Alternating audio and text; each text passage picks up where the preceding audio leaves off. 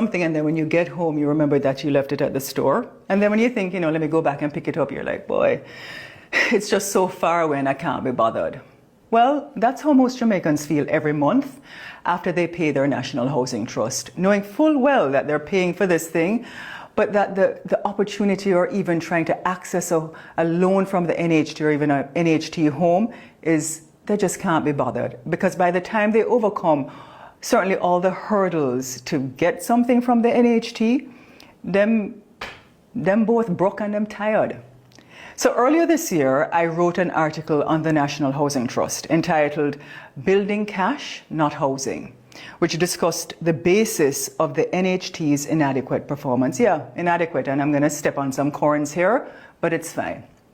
So simply put, the mandate of the National Housing Trust was established in 1976, and it was a brilliant idea by then Prime Minister Michael Manley to provide affordable housing to most of our populace. And funding this entity came from a 2% tax from Jamaican employees and a 3% tax from every Jamaican employer. But nearly 50 years later, the data that I've looked through suggests that the NHT has been quite inefficient and ineffective in delivering its mandate. And I want you to stay with me because I'm going to quote some statistics and you need to just pay attention. Now, according to the Ministry of Finance and Planning, for the financial year ending 2024, the NHT collected in income Jamaican $43 billion in income. Yeah, that's what it collected in income. And here's what they spent in their operating expenses. They spent close to $13 billion, actually $12.946 billion in operating the entity. Now, these figures are shocking, and when I saw them, it blew my mind, as the average number of housing completions by the National Housing Trust from 2018 to 2022 is only 2,157 per annum annually. And you can check the Economic and Social Survey of Jamaica for 2022 to see some of those stats further. Included in these figures that I looked at, the housing NHT says, yeah, it does some housing completions, and those were what they did in 2022.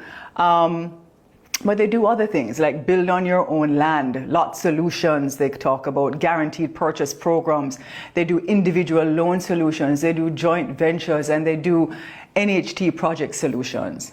But what is clear is that not all of these solutions stated by them are actually livable, finished dwellings. Moreover, based on the administrative costs, you see, when a homeowner even gets a mortgage loan of approximately $12 million from the NHT, half of the money comprises the organization administrative costs. That's about 50% of that money when you aggregate everything.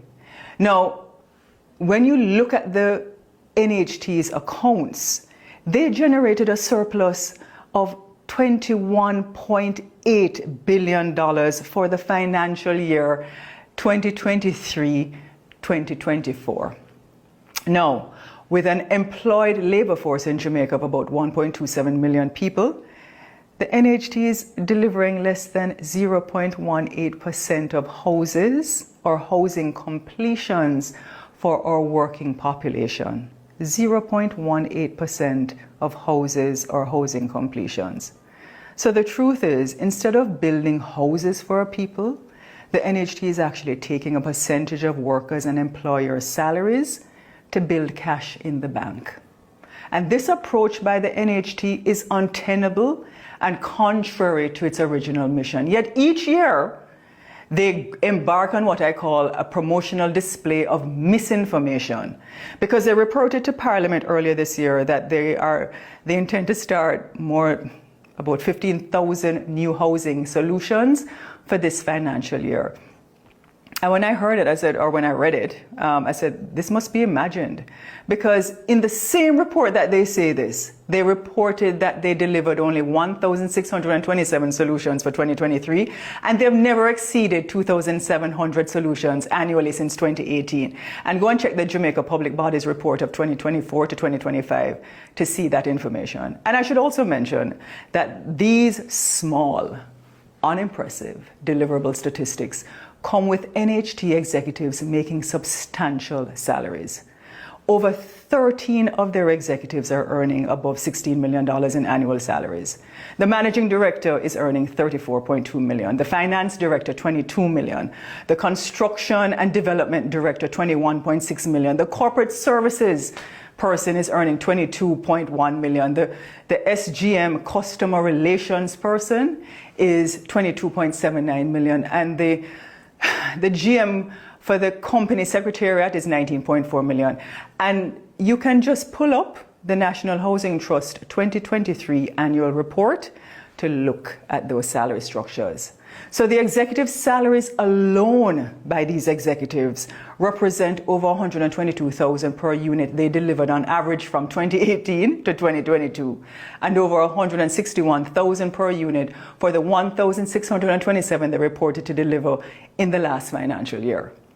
Now, it blows my mind because I say, well, you know, other countries, their national social housing programs actually, give their people houses. And it's a far more effective program that they have. And I know people don't like when you use Singapore as a basis point for judging Jamaica, but let me use them, and here's why. They have a vision because they say owning a home is a public housing is a right for every one of their citizens. It's enshrined in their policy. And so for their population of 5.6 million in Singapore, their social housing has delivered over 1 million units spread across close to 25 towns and 3 estates, giving a home to over 80% of Singapore's resident population. Because their government says, look, you know, we have a mandate because it is a right of their citizens to own somewhere and to have a roof over their head, and it is their mandate in to provide housing. And they look at the whole spectrum of needs for the optimal living of their citizen, including the environment, including the continual process to create an innovative and sustainable community or communities. And it's an ongoing process for them. And you know, when I looked at the public housing board reports of Singapore, I want us to start paying attention this way, right? Because nothing creates more value in an economy than agriculture and construction. And you know, this is what I believe. So in addition to providing much needed housing and improving the dignity of home ownerships, it would grow the economy and give all Jamaicans a sense of peace. Because guess what? You see, when a Jamaican owns somewhere, they can pass it down to the generations coming behind them. There's nothing better than someone knowing and having peace of mind that they have a roof over their head, that they can turn their own key because they own it. And let me tell you something.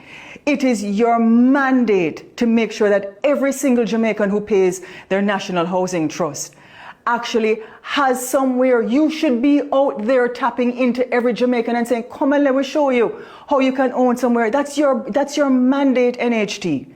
That's what we pay you to do.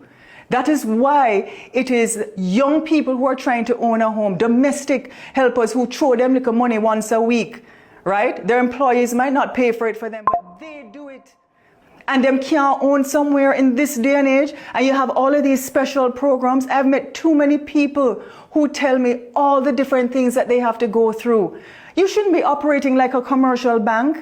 That's not your mandate. Your mandate is a national social housing program, but you've lost the way. And so I'm hoping that you will find, the NHT will find this moment to start listening again, acting with courage to do things differently. And if you want to go back and read some of the articles that I've written on housing and given solutions, do that. You can click the link. I've been writing them for over 3 years.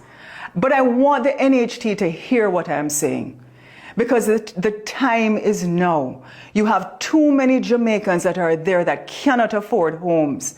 And it is your mandate, not private contractors. It is your mandate to make sure that they can own a home. That's what you were established to do in 1976.